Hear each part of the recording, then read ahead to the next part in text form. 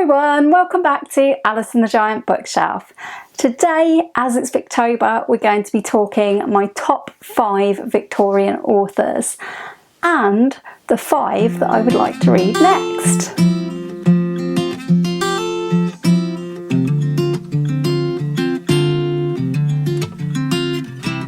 Hi everyone, welcome back to my channel, or welcome if you are new. My name's Alice and I have way too many books, and today we're going to be talking all things Victorian authors. So I thought that I would bring you my top 5 Victorian authors so far.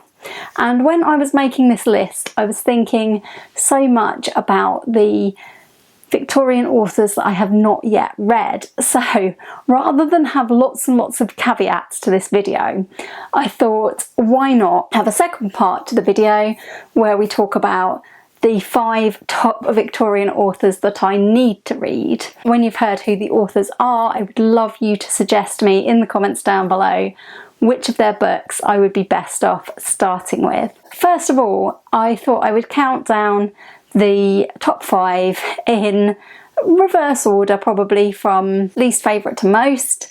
Obviously all of these authors I have really loved their books, and I did try when I was thinking about this to not pick authors where I've only read one book, but there is one exception to that rule, and it was difficult. It was a difficult exception.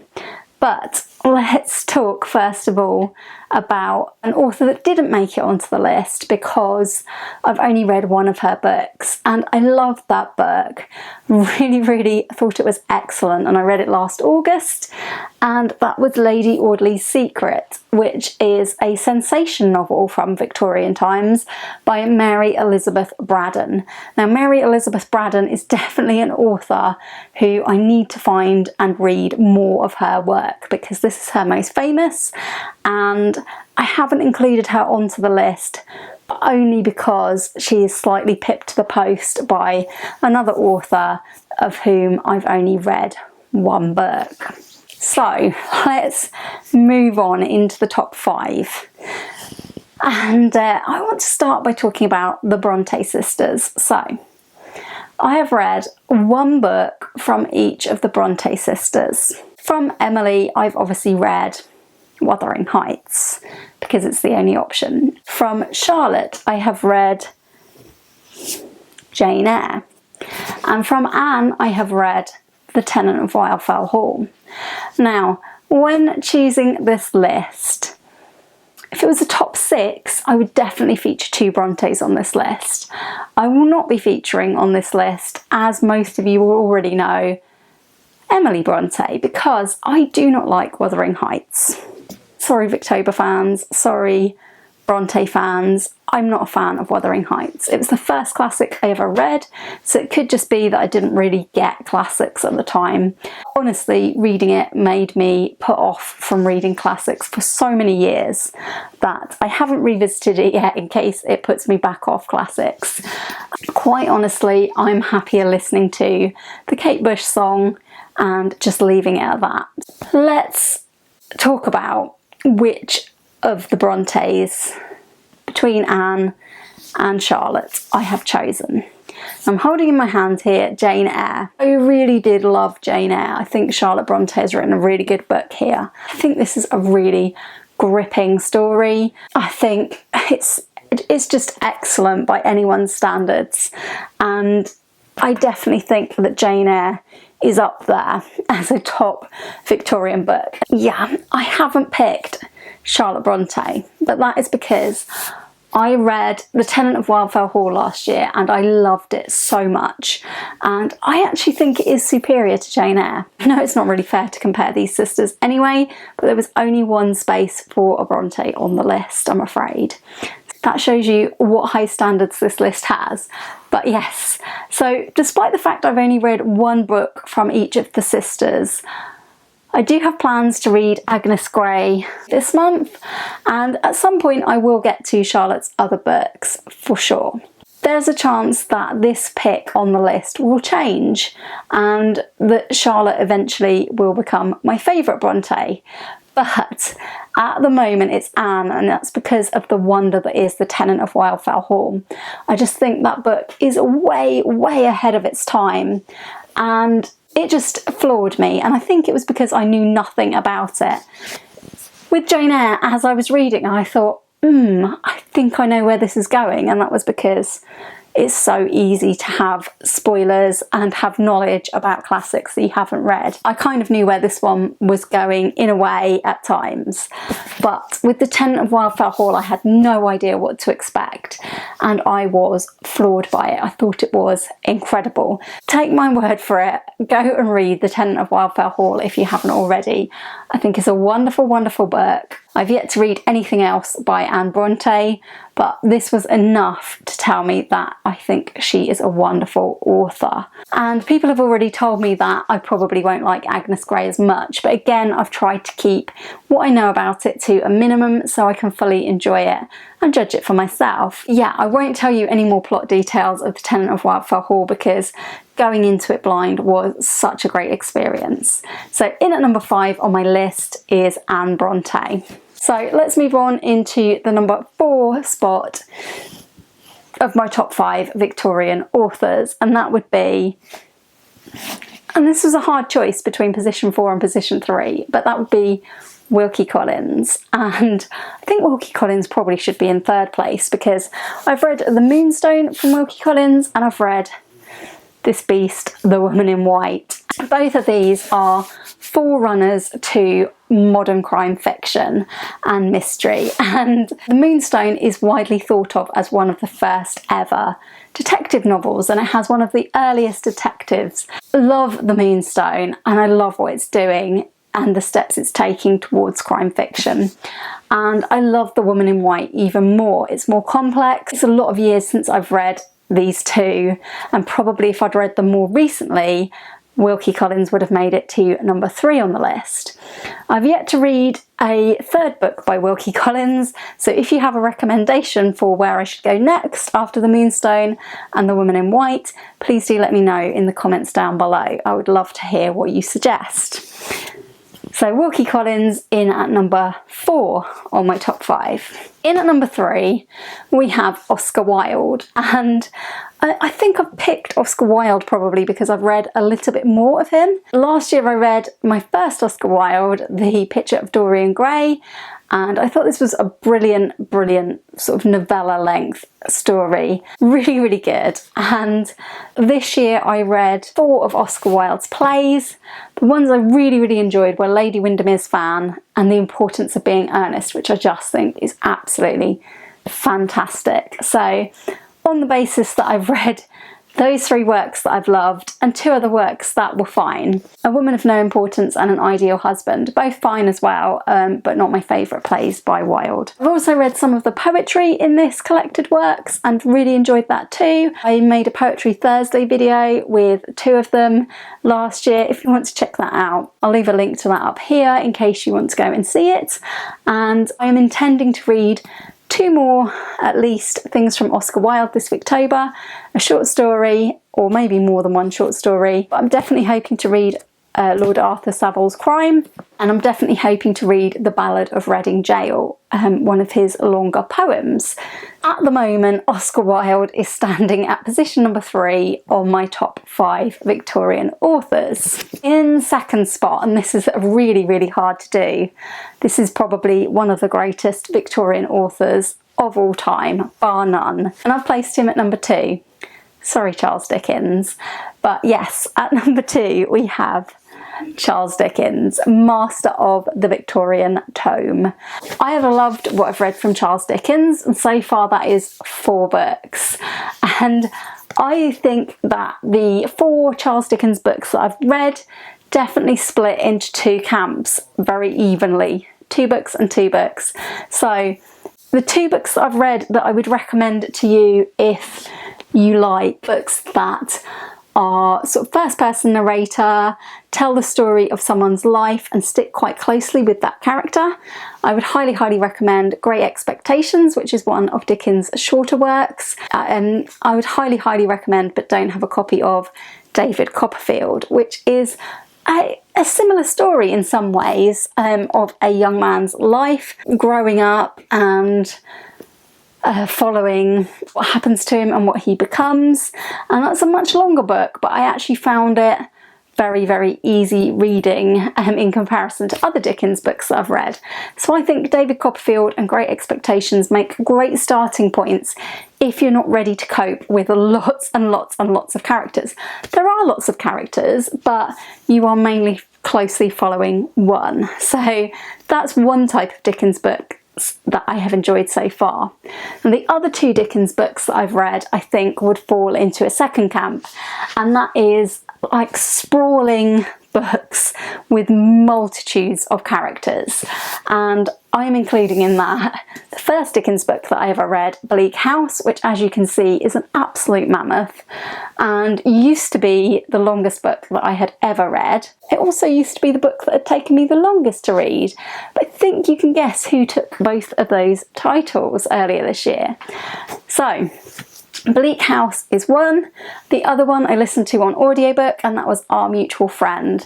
And I loved both of these. I think I loved Our Mutual Friend more, but both of these are books with many characters, and I think you would enjoy these as starting points if you are ready to cope with lots and lots of characters who all link in to one specific thing. In Bleak House, it is a case, the case of Jarndyce versus Jarndyce, which has been going on for years and years and years, and all of the characters link in some way to that case. We also have an early example of detective fiction here to rival Wilkie Collins' The Moonstone. We have Inspector Bucket in this book. Yeah, Dickens draws on sensational crime stories from the Victorian times and brings that into part of the plot of Bleak House. Our Mutual Friend is also definitely has its mystery crime elements.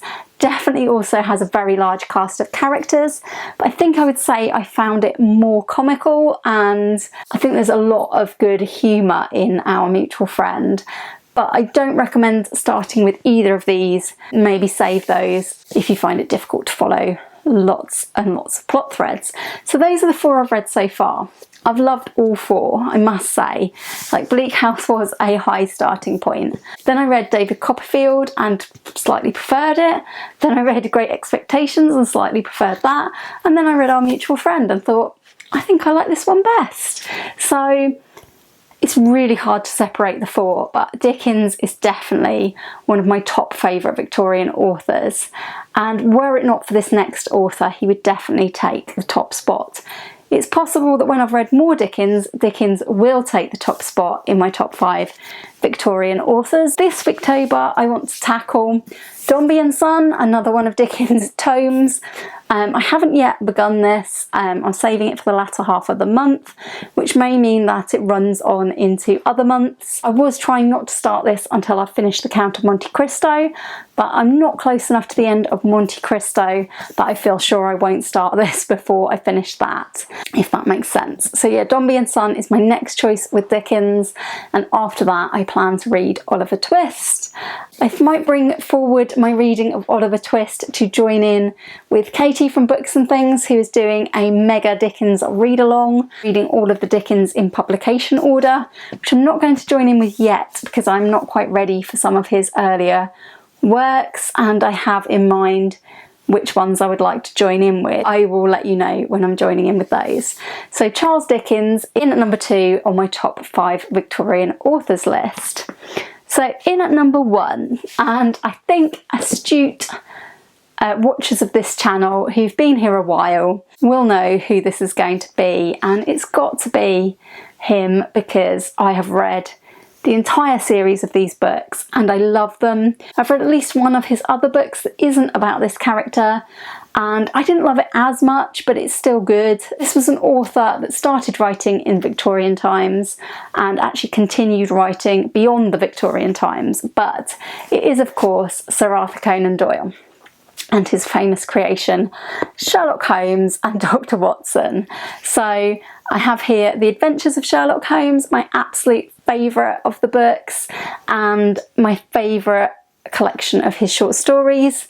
And I have The Hound of the Baskervilles, my absolute favourite novel by Sir Arthur Conan Doyle. I've read all of the Holmes books. I think I've actually had them read to me as a child, most of them. I've read some of them in paper copy since, and I've also listened to all of them on the Stephen Fry Sherlock Holmes collection on Audible, which I would highly recommend, because you can get all of the works in this series, which is about 9 books, all for one credit, if it is still the same on Audible at the moment. So yeah, highly recommend that, and they're read by Stephen Fry, and he also adds his own insights into the Holmes series and how he has enjoyed it. So very highly recommend that, very highly recommend these books, and I couldn't not pick Sir Arthur Conan Doyle as my top Victorian author, because I just love Sherlock Holmes so much. I think that this detective paved the way for so many other detectives, and I just think he is so clever with his powers of deduction. You can't really solve Sherlock Holmes stories for yourself. They're not really like that. They're not really necessarily even whodunits. But yeah, I grew up on these stories, and they definitely paved the way for my love of mysteries and my love of crime fiction. So Sir Arthur Conan Doyle takes the #1 spot in my top 5 Victorian authors. Now we come on to part 2 of the video, and this is the 5 Victorian authors I really need to read, who I either haven't read yet, or in one case I have only read some of their short stories, and I don't think that that is enough to have judged them on.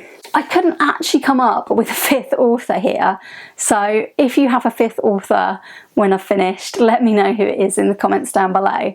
So in 5th place, I decided to pick 2 books, because I don't think they are by prolific authors, but these are 2 Victorian books I really want to read. One is 3 Men in a Boat by Jerome K. Jerome. This is often talked about on BookTube as just a hilarious book, and I would really like to read it. And secondly, Diary of a Nobody by George and Weedon Grossmith. I love diary style books, and I've wanted to read this one for a long time. And I've picked these 2 because there wasn't a 5th prolific author that I wanted to read. In at number 4, my 4th most wanted Victorian author is Elizabeth Gaskell. I have read her short story collection Gothic Tales, and I thought this was a hit and miss collection for me. There were a couple of short stories I really loved. I didn't feel like this gave me much to go on about Elizabeth Gaskell's writing, so I really want to read more. If you have a recommendation for which book to start with of Elizabeth Gaskell, please let me know in the comments down below, and the one with the most votes in the comments down below I will read at some point. My 3rd most wanted to read Victorian author is George Eliot.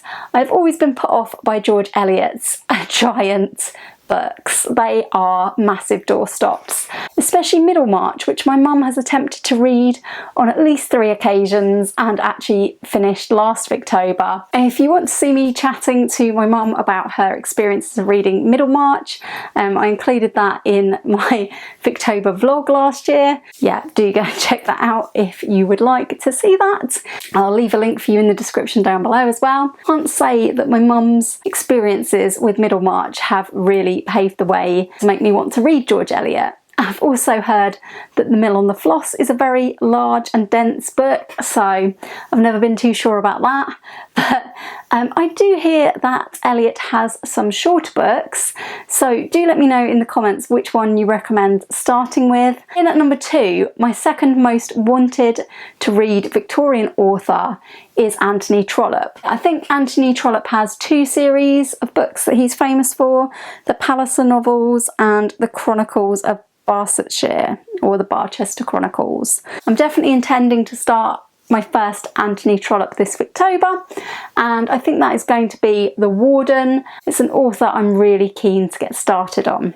And my number one most wanted to read Victorian author would have to be Thomas Hardy. I don't know why I haven't read Hardy yet. My mum has told me many times how great Hardy is and how much she's enjoyed his work. Somehow I still hadn't got round to any before this Victober. I am currently reading my first Hardy book, The Mayor of Casterbridge, and I can't believe it's taken me this long to get to him. It's really, really good, very, very descriptive so far, and I'm really, really enjoying the writing style, and I'm really, really enjoying the plot. It has plenty of reveals on the way, and I definitely want to read more Hardy on the strength of this book. So do let me know in the comments down below, what are your top books by Hardy, Trollope, Eliot, Gaskell? And is there a fifth Victorian author I haven't mentioned who I should have read? Let me know all of those things in the comments down below. If you have enjoyed this video today, please do give it a like. Please do consider subscribing if you haven't already. Yeah, I will very much hope to see you all again soon for another video all about books here on Alice and the Giant Bookshelf. I hope you're all having a great Victober. Bye for now.